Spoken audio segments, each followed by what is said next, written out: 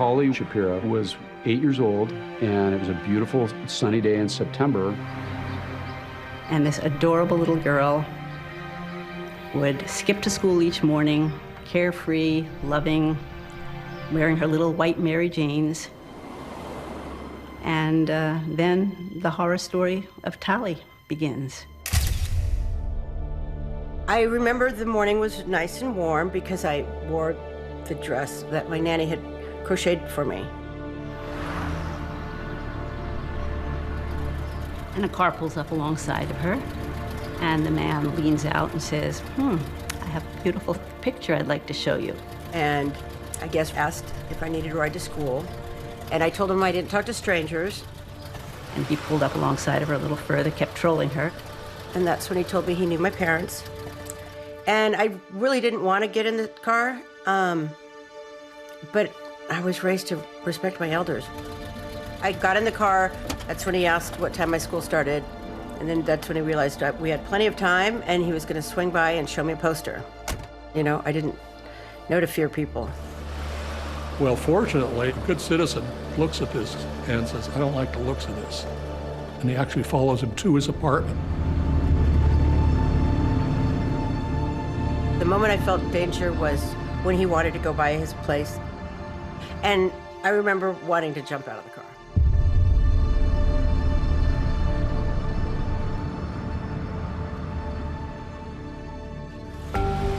So the Good Samaritan, he actually followed the car to a residence where the man took the little girl out of the car and walked her inside, and that didn't look right. And he calls the police. He says, you know, this is real hinky looking. I don't like it. There's this little girl. You know, I think you ought to check it out. I don't remember going up to the apartment, and I don't remember anything after that. I was driving down Sunset heading toward West Hollywood when I received a call to go see a man about a possible kidnapping. I followed him over to the location. At that time, I thought, okay, I better call in for a backup. So I went and called in and requested a backup unit. I went to the front door and started knocking.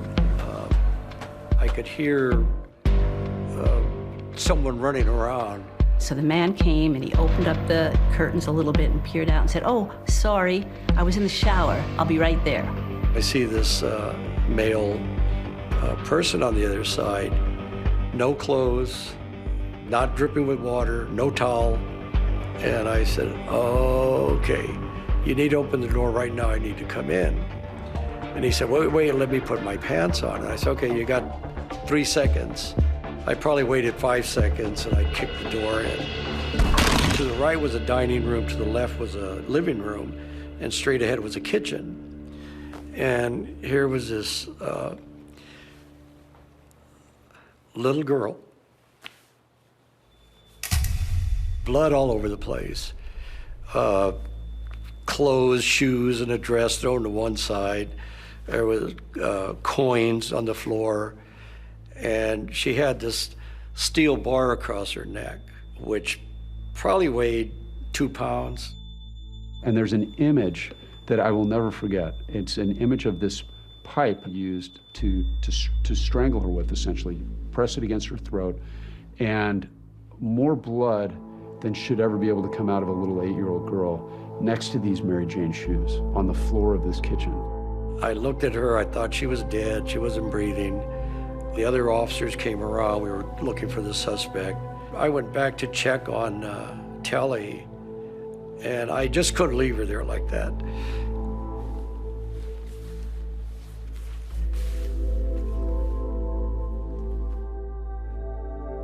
The officer had a sort of a life or death decision to make. Chase this man out the back and catch him, or render life-saving aid to the little girl and save her life. And he chose the little girl. And as I went back in the kitchen, she started gagging, Tally. So then that put everything into high gear.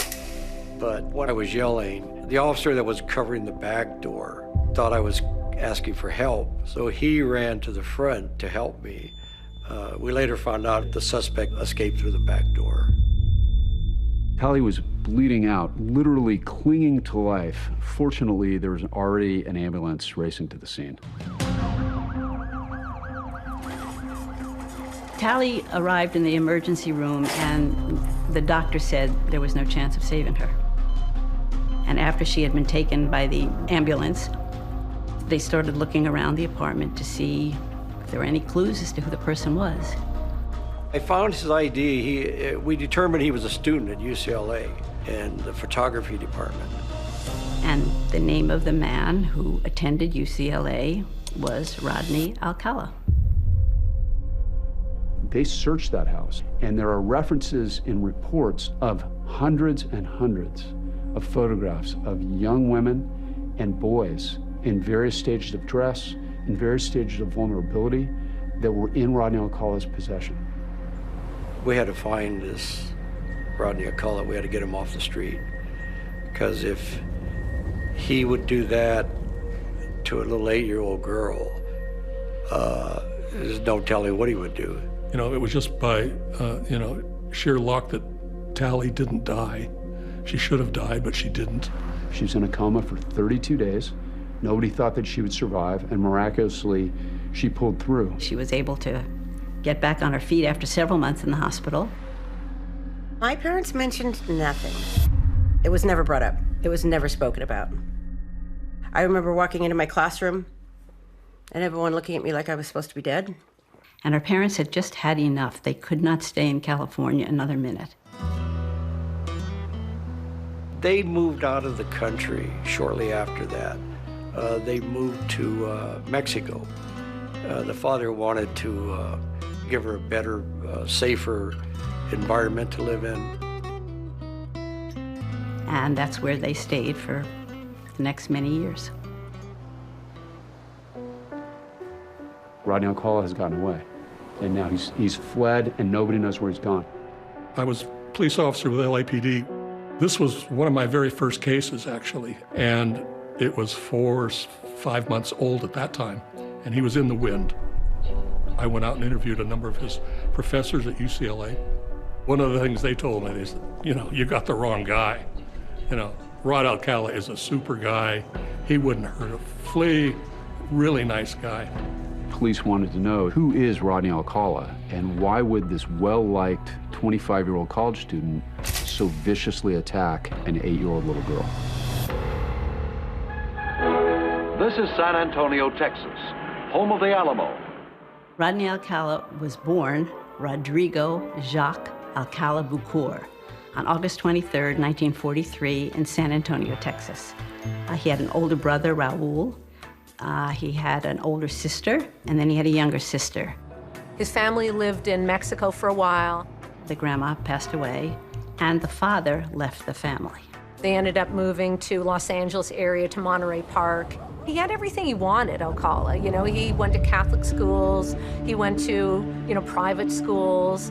Everyone who knew him said he was a kind boy, a respectful boy, and highly intelligent.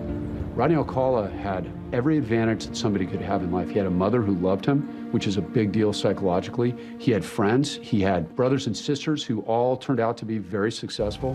His older brother was already at West Point, so this is a pretty, patriotic family. And then he joined the Army in the early 60s, and that's where the trouble really began for Rodney Alcala. So Alcala didn't fare well in the Army. He went AWOL a few times, got in some trouble. As it turns out, this bright, handsome young man with the promising future had nightmarish urges that he refused to ignore. So 1963, he gets a pass from the military. He ultimately goes to New York. While in New York, he assaults a girl. He hits her over the head with a Coke bottle. That girl was able to run away. He had sociopathic personality traits. He had no shame, and he didn't, feel guilty about anything that he did. The military felt that he had had a nervous breakdown. That was their analysis of it. The psychiatrists at the hospital felt it was a lot more serious than that. But he was discharged honorably, and not a blemish on his record.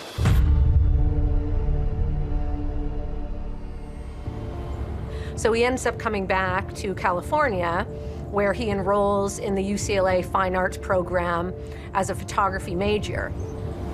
So Rodney Alcala is actually attending UCLA and living less than a mile away from Chateau Marmont when he attacks Tally Shapiro in 1968, and then seems to vanish. I was pretty much convinced he'd gone to Mexico because he had relatives in Mexico.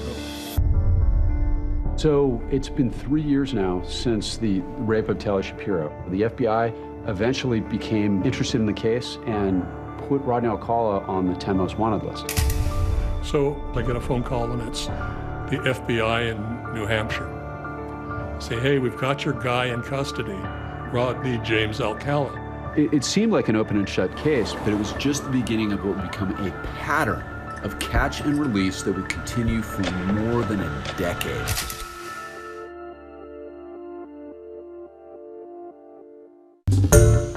Hi everyone, George Stephanopoulos here. Thanks for checking out the ABC News YouTube channel. If you'd like to get more videos, show highlights, and watch live event coverage, click on the right over here to subscribe to our channel, and don't forget to download the ABC News app for breaking news alerts. Thanks for watching.